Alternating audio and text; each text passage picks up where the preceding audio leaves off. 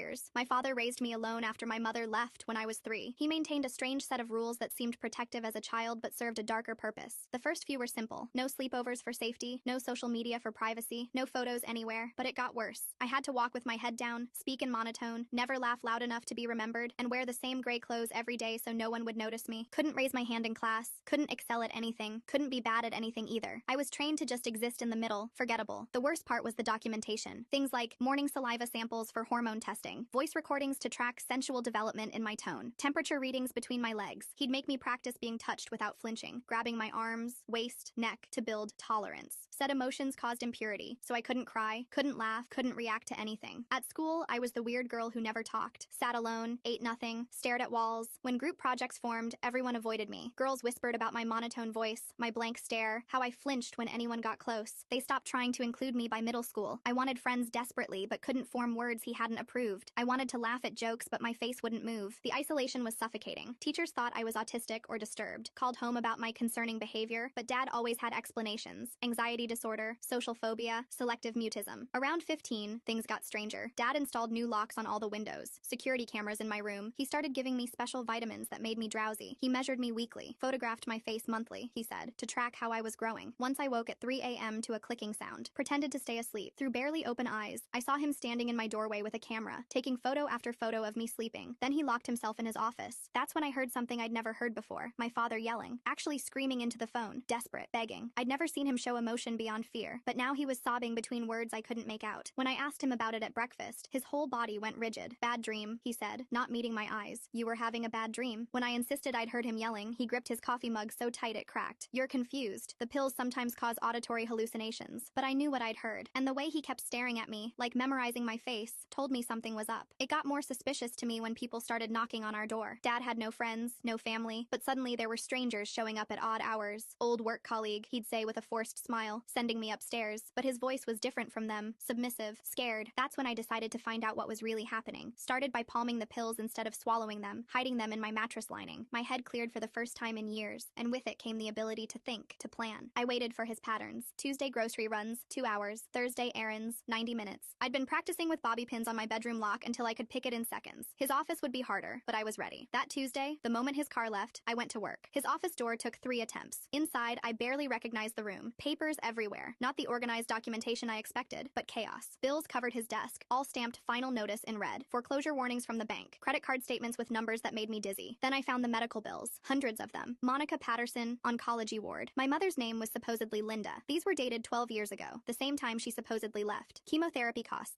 $340,000. Surgery